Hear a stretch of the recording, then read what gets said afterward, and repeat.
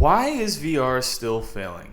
VR has come a long way. It's overcome some major roadblocks in the past 10 years, including unaffordability, limited content options, and complicated hardware setup. In 2025, you can buy an extremely powerful VR headset like the MetaQuest 3S for just $300, strap it to your face, and immediately have hundreds of fun and interesting games at your virtual fingertips.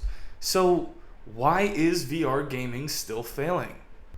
While failing might be a strong word, despite a surge of headset sales in the past 2 years, VR is still struggling to catch up with the rest of the gaming industry.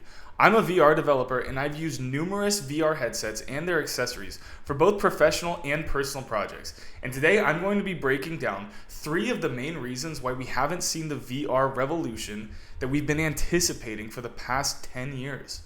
Reason 1, VR motion sickness. So, jumping right into it, VR motion sickness is real and it's intense. When I got my first VR headset, I was so excited to jump into the virtual world and really immerse myself in the amazing digital experiences that VR has to offer. But I was humbled when I quickly realized that this was a stark contrast to a normal gaming experience. I'm not being dramatic here. One of my good friends bought a headset to play some games with me, and during his first session, he got physically sick and had to call it quits after less than an hour. And needless to say, I haven't been able to coax him into playing VR games with me since. When I got my headset, I was able to spend a max amount of 20 to 30 minutes with it on before feeling dizzy, sick, and like I was dying from some sort of radiation poisoning.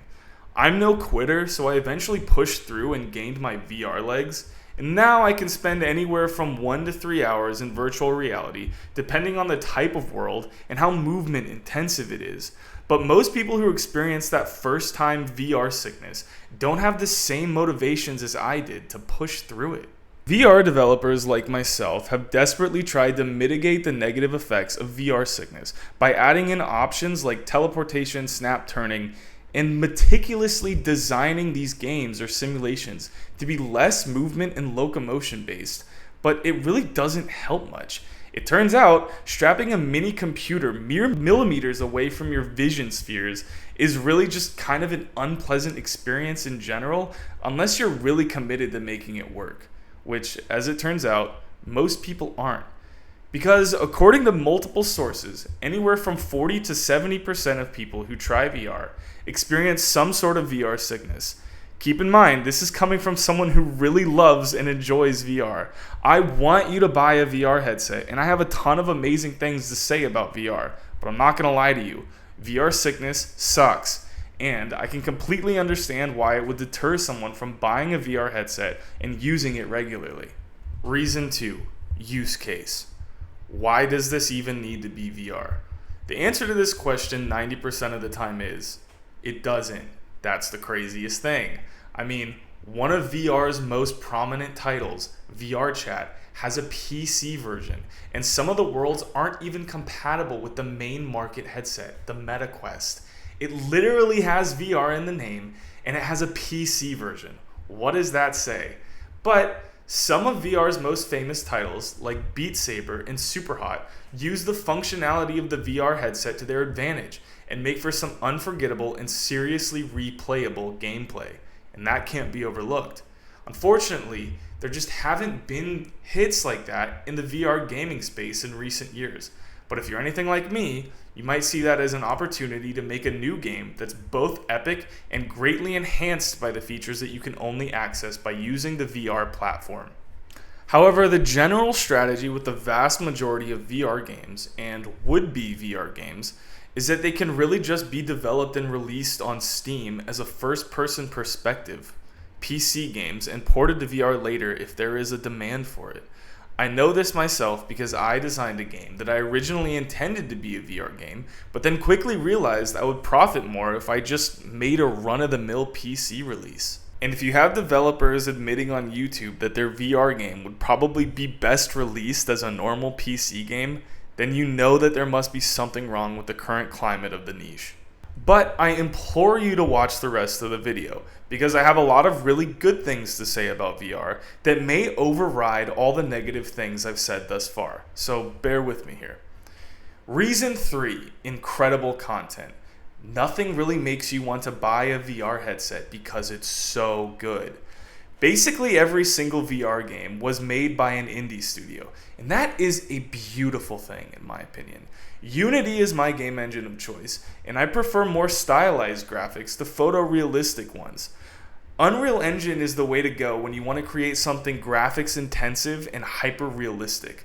On the other hand, Unity is absolutely the best engine to utilize if you want to make a VR game, due to all the amazing VR toolkits and plugins that exist for Unity.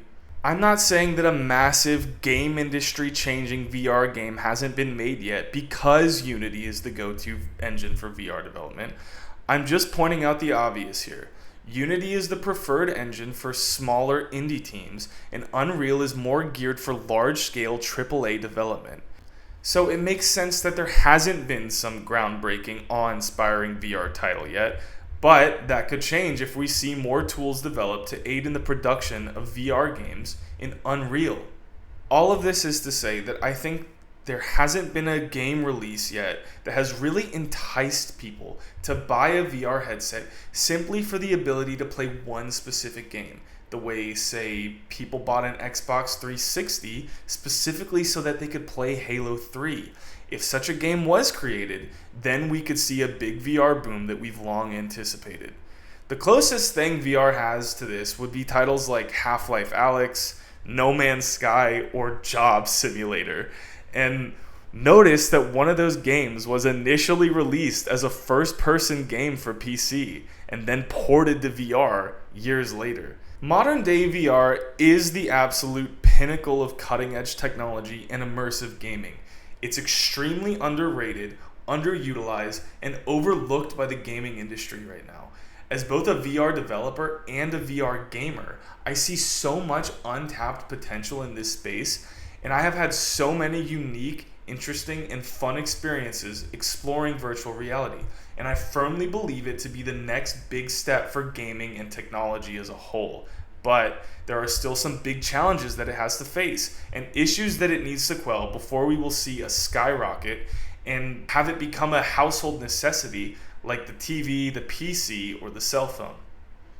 So the answer to the initial question, why is VR still failing, in my opinion, is due to VR sickness, underutilization of the VR experience, and the absence of a mega successful, hyper appealing flagship VR title. I'm going to show a brief clip here of my current VR project, so don't click away yet, but please make sure to subscribe because it really helps me out, and I'll see you in the next one.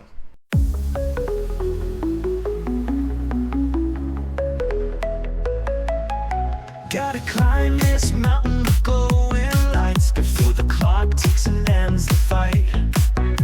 Lasers flashing, cutting through the air, dodging danger, gotta show no despair. Blasting off into the electric haze, through the chaos in a neon maze. Time is slipping, can't let it go, racing upward in the ultimate show.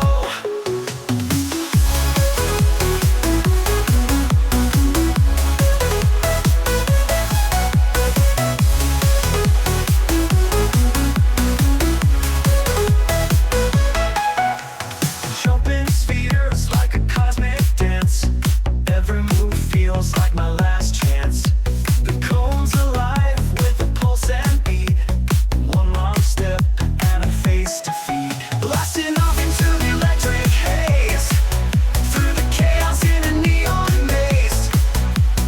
Time is slipping, can't let it go, racing upward in the ultimate show. Jumping spheres like a cosmic dance, every move feels like my last chance. The cone's alive with a pulse and beat, one wrong step and I face defeat. The clock is laughing, ticking away,